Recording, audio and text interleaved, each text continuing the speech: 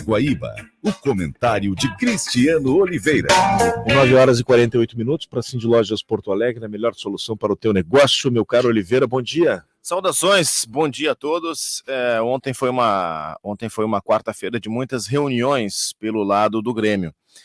E como de praxe, como já era de se esperar e como já era imaginado, reuniões que não definiram rigorosamente nenhuma mudança do ponto de vista de trocas, tá? A direção do Grêmio, o departamento de futebol do Grêmio, ele é um departamento marcado por sua omissão em momentos importantes. E aí, quando eu falo de omissão, eu falo especificamente, ou mais precisamente, melhor dizendo, na figura do seu presidente, Romildo Bolzan Júnior, presidente que dificilmente toma uma decisão mais forte, uma decisão impactante. Ele espera que o tempo tome a decisão por ele, ou que as melancias se ajeitem por si só, dentro do caminhão. É difícil ele partir e tomar uma decisão. Mas se as melancias ficar muito tempo, acaba apodrecendo. Ou caindo pela estrada. A saída também do tem Renato isso. foi acho que um bom A saída exemplo do disso, Renato é o melhor exemplo disso. O ciclo do Renato claramente tinha terminado há pelo menos 2 anos e o presidente foi mantendo, ajeitando essas melancias e elas espatifaram-se na estrada, e quem pagou caro por isso foi o torcedor do Grêmio. Então tem a omissão do presidente do Grêmio, e por parte do Denis Abraão, que é o 01 do futebol do Grêmio, que é o comandante do futebol do Grêmio, eu não vou dizer que o Denis Abraão é omisso, eu acho que omissão é uma palavra que não cabe ao Denis. Mas o Denis, ele lembra daquele filme que tinha acho que era o Tropa de Elite, que o cara dizia, o senhor é um fanfarrão e tal. O que é o fanfarrão? É o cara que exagera nas bravatas.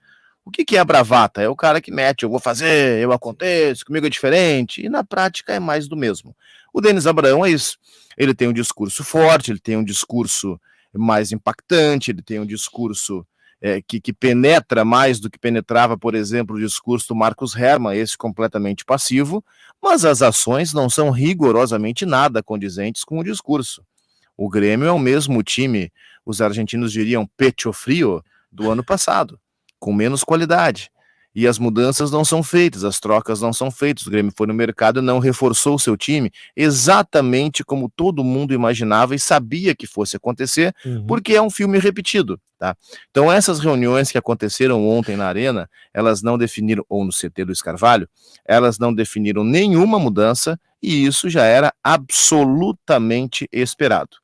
O Grêmio joga contra o Vila Nova na sexta-feira, dependendo que o Roger faça alguma mudança no time, porque a mudança por parte da direção, ela não aconteceu. Departamento de futebol segue o mesmo, comissão técnica segue a mesma.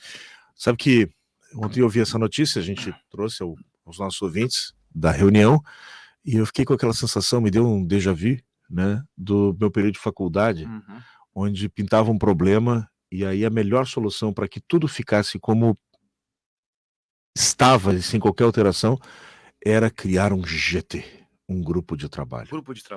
Aí o pessoal, não, precisamos mudar, alterar, assim não pode ficar, vamos criar um GT. E aí era a certeza absoluta de que nada ia mudar. Nada ia mudar.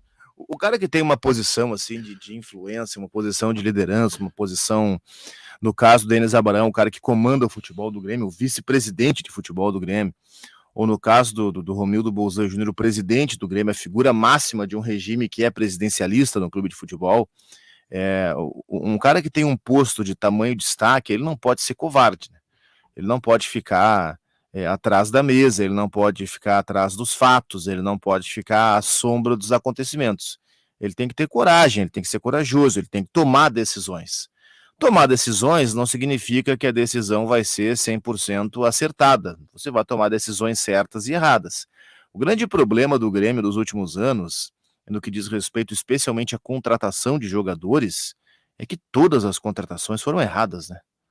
Nos últimos anos, todas as contratações foram erradas, inacreditável. Agora, a decisão de se fazer mudanças, pontuais ou não, pequenas ou não, mas pelo menos para entregar para o torcedor um motivo para ele ir na Arena sexta-feira, isso não foi feito. Isso não foi feito.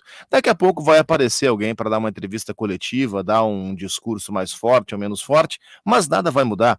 Teve um repórter que perguntou para o Denis Abraão agora na última coletiva, eu infelizmente não lembro qual foi, senão dava o crédito, porque o Denis estava num discurso mais inflamado, e ele disse, mas Denis, o teu discurso foi o mesmo no jogo passado? o mesmo no jogo retrasado, o mesmo no jogo anterior, e as coisas não mudam. Por que a torcida vai acreditar no teu discurso agora? Então, é mais ou menos isso. O discurso, ele pode funcionar num primeiro momento para mobilizar, para fazer com que algumas pessoas acreditem. Agora, quando o tempo passa, as pessoas, elas não são bobas, elas percebem que discurso e prática não estão indo para a mesma direção. E elas param de acreditar. No caso, a torcida do Grêmio parou de acreditar no Grêmio há muito tempo. Há muito tempo, nem tem dúvida. No Grêmio não, parou de acreditar nos dirigentes do Grêmio há muito tempo. E outra coisa que me preocupou é que ontem tinha uma reunião do Conselho e, segundo havia sido anunciado, era para uma suplementação de 40 milhões de reais. Suplementação orçamentária. O que significa que até as finanças que estavam sempre muito bem, agora também já estão escorregando. A manchete que eu considero mais precisa é a seguinte: a direção do Grêmio não cumpriu o que prometeu. Ela prometeu uma redução de gastos para esse ano, uma redução de folha salarial para esse ano. Nós entrevistamos, falou aqui na Rádio Guaíba no começo do ano, o CEO do Grêmio, Carlos Amodeu, e ele disse que o Grêmio tocaria suas finanças de uma forma equilibrada com o rebaixamento se baixasse a folha para 7 milhões de reais. A folha estava na casa dos 14. Ela continua na casa dos 14. Porque o Grêmio tem a sua folha e tem a folha paralela, que é o calendário de seus compromissos, por exemplo, as demissões que fez nos últimos tempos e que está pagando parcelado, os jogadores que o Grêmio empresta, mas paga salário ainda, como, por exemplo, o Jean-Pierre, como o Thuram, como, sabe? E aí isso vai inchando, isso vai fazendo com que a folha fique maior e maior e maior, ao ponto de que ela não diminuiu. E alguns grandes astros que passaram por aqui, que o Grêmio está pagando ainda, como Paulo Vitor, por exemplo. Sim, alguns grandes nomes do futebol mundial, como Vanderlei, como Paulo Vitor. Deve ter algum técnico ou outro que o Grêmio está pagando ainda, confesso que eu não sei, mas imagino que tenha. Então, essa folha paralela do Grêmio faz... Até eu acho meio difícil, porque, de um modo geral... Eu não sei se daqui a pouco eles não parcelaram o Mancini, pode ser? Não.